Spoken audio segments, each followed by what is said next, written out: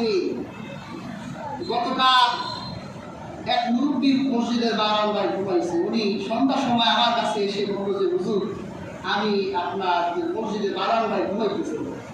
আমি ওনাকে জিজ্ঞাসা করলাম আপনি কোথা থেকে আসছেন? তো ওই পারের কথা বললো, আপনি করেন নাকি? উনি বললো যে আমি পাতায় শিল দিই। এত বৃদ্ধ বয়স, আপনার বয়স প্রায় ৮০-৮৫ হয়ে যাবে, এখনো কষ্ট করে খান, ছেলে পেলে নাই? লোকটা বললো যে ছেলে আছে, বিয়ে শাদী দিয়ে দিছি, ছোট ছেলেটাকে রোজার মাসে কাতার কাটিয়েছি, তো ছেলেটা এখনো কাজ পায় নাই, খুব চিন্তার মধ্যে আছি। এখন কিছু করে তো খেতে হবে, বাসায় রুজি রোজগার করার মানুষ নেই, এই জন্য বিক্রমপুর চলে আসছি। প্রত্যেক দিন ২০০-১৫০ টাকা কামাই, ৫০ টাকা আমারই খাওয়া আছে। এই লোকটা এই বৃদ্ধ বয়সে এত কষ্ট করে খাচ্ছে, এই লোকটার পক্ষে গরুর গোশত খাওয়া সম্ভব? রাসূলুল্লাহ কি সুন্দর বিধান করে দিয়ে গেলেন, খাওয়াও, বন্টন করে দাও। তুমি গরিব অসহায় দুস্থদের মাঝে এটা বিলিয়ে দাও। এটা যে কত গুরুত্বপূর্ণ একটা আমল। হাদিসে নববীতে রাসূলুল্লাহকে এক সাহাবী জিজ্ঞেস করেছিলেন, আইয়ুল ইসলামি খায়র, হে রাসূল, ইসলামের সবচেয়ে উত্তম কাজ কোনটি? রাসূলুল্লাহ সাল্লাল্লাহু আলাইহি ওয়াসাল্লাম বলেছিল যে তুমি একজন আরেকজনকে সালাম দাও, আলা মান আরাফতা মান লাম তারিফ। আর আরেকটি হলো একজন আরেকজনকে খাওয়াও। একজন আরেকজনকে খাওয়ানো এটা ইসলামের সবচেয়ে উত্তম আমল। তুমি যদি একটি পরিচাকে ঠান্ডা করে দিতে পারো, কিয়ামতের দিন আল্লাহ তোমাকে ঠান্ডা করে দেবে।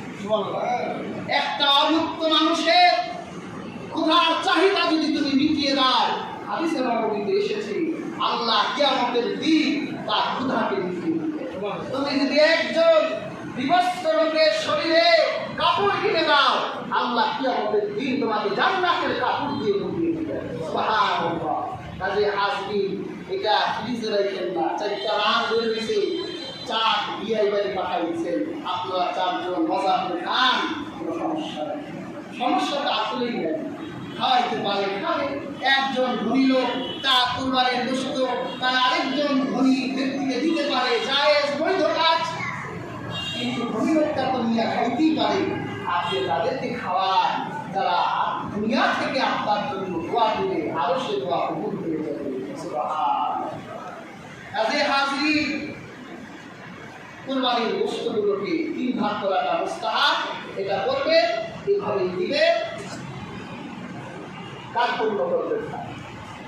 তবে আরেকটা মাসালা, এটা শেষ মাসালা বলছি, আমাদের দেশে কুরবানির দিন যে মজুর নিযুক্ত করি তাদের ব্যাপারে গোশতের বিধানটা কেমন?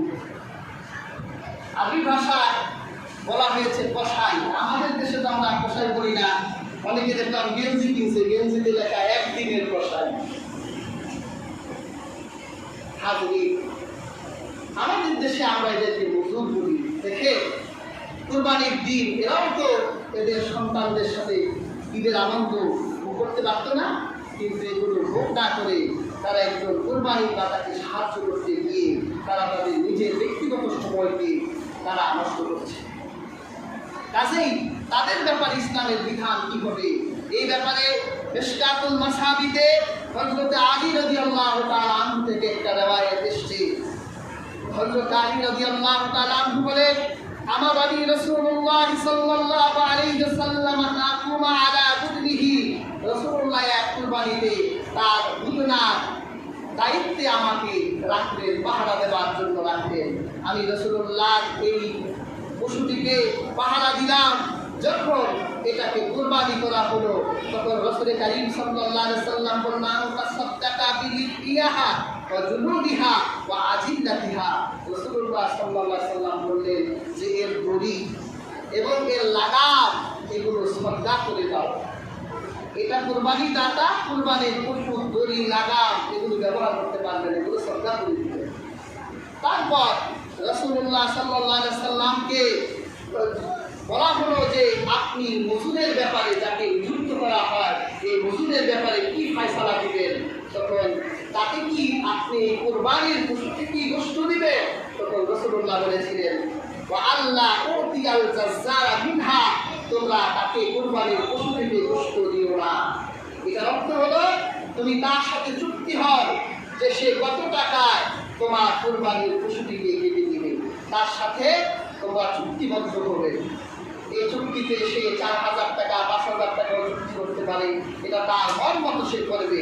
তারপর রাসূলুল্লাহ বলেছেন ওয়ালা নাহনু মুক্তিহি মিন ইনদিনা, যদি আমরা হুজুরকে কষ্ট দেই তাহলে তার মজুরি হিসেবে দেব না, আমাদের থেকে দিব।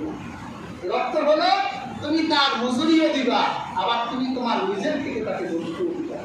কারণ সে তো গোশত অন্য কোথাও ভুললে পাইতো না, কিন্তু সে ওটাকে স্যাক্রিফাইস করে তোমার বাড়িতে কামলা খাটলো, বদলা দিল, তোমার বাসায় মজুর খাটলো, তার মজুরিও দিবা, আবার তোমার নিজের থেকেও। কাজে হাজরিন, আমরা এই জাতীয় লোকদের ব্যাপারেও ইনসাফ করবো, দয়া প্রদর্শন করবো। আল্লাহ সুবহানাহু ওয়া তাআলা আমাদের প্রত্যেককে আজকের আলোচিত আয়াত থেকে উপদেশ গ্রহণ করা তৌফিক দান করুন। যারা সুন্নাত করেনি সুন্নাত